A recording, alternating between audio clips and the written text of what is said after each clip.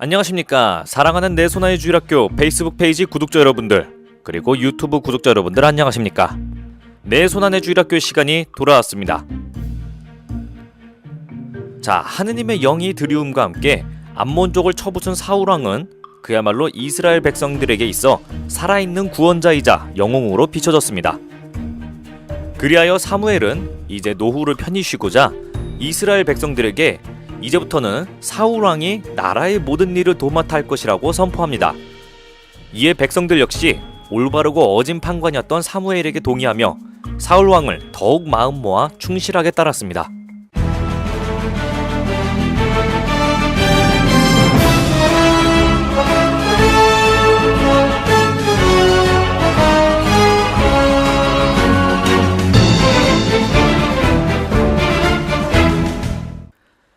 그러던 어느 날 사울왕이 이스라엘을 다스린 지 2해 되는 날이었습니다.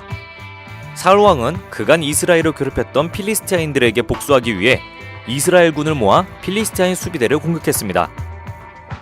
그러자 필리스티아인 본진에서 사울왕을 대적하기 위해 군사를 모았죠. 이에 수를 세어보니 사울왕이 이끄는 군대에 비해 몇이나 많은 수였습니다. 그리하여 이스라엘군은 겁을 먹고 괜한 싸움을 걸었구나 싶어 슬슬 뒷걸음질 치기 시작했죠.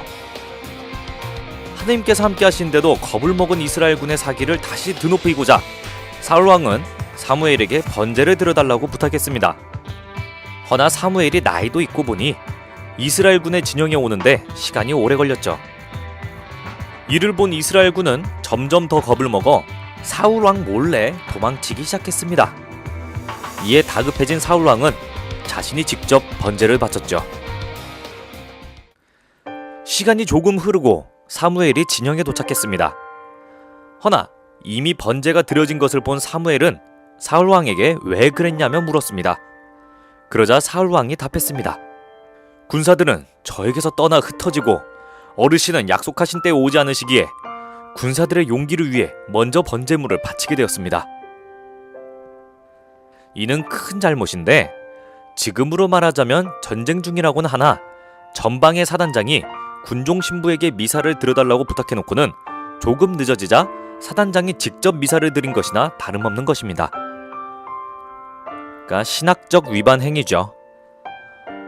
이에 사무엘은 사울왕을 책망하며 머지않아 하느님께서 새로운 왕을 세우실 것이라고 혼냈습니다.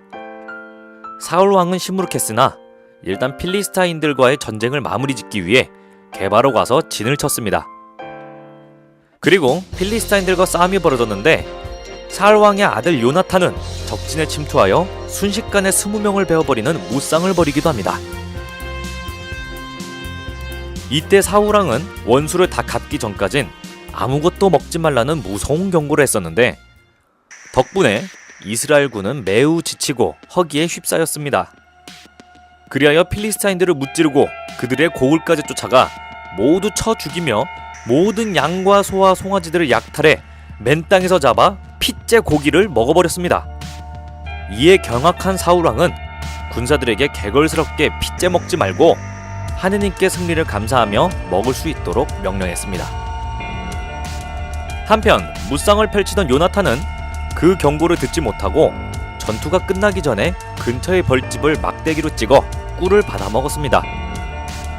그리하여 사울왕에 불려나가 혼이 나게 되는데 사울왕은 본보기를 보여주어야 한다는 식으로 요나탄을 죽이려 하였죠.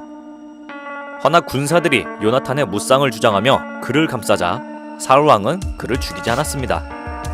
하지만 필리스타인들을 더 이상 공격하지 않고 돌아갔죠. 이후 사울왕은 그간 이스라엘을 괴롭혔던 암몬, 에돔, 초바, 필리스타인들을 완전히 박살내버립니다. 또한 철천지 원수 아멜렉 역시 박살을 내버리죠. 아멜렉은 탈줄기 시절에도 이스라엘을 괴롭혔던 원수로서 사울왕은 친히 군사들이 이끌고 아멜렉 정벌에 나섰습니다. 이에 하느님께서는 사울왕에게 너는 이제 가서 사정없이 아멜렉을 치고 그들에게 딸린 것을 완전히 없애버려라. 남자와 여자, 아이와 젖먹이, 소떼와 양떼, 낙타와 낙이 상관없이 다 죽여야 한다 라고 말씀하셨습니다. 사울왕은 이스라엘군을 이끌고 아멜렉을 쳐들어가 박살을 내버리고 아멜렉 왕 아각을 사로잡았습니다. 헌데 모조리 죽이라는 하느님의 말씀을 거역하고 양과 소와 기름진 짐승들 가운데서 가장 좋은 것들은 챙기고 쓸모없는 것들만 죽이는 실수를 저지르지요. 이는 사무엘도 알게 되었고 사무엘은 사울 왕을 다그쳤습니다. 제 귀에는 양 울음소리가 들리는데 어찌 된 일입니까? 그러자 사울 왕은 군사들이 주 어르신의 하느님께 제물로 바치려고 가장 좋은 것을 아껴둔 것이죠. 그 밖의 것은 완전히 없애버렸습니다. 라고 변명하였습니다. 하지만 사무엘은 어찌하여 임금님은 주님의 말씀에 순종하지 않고 전리품에 덤벼들어 주님 보시기에 악한 일을 하셨습니까?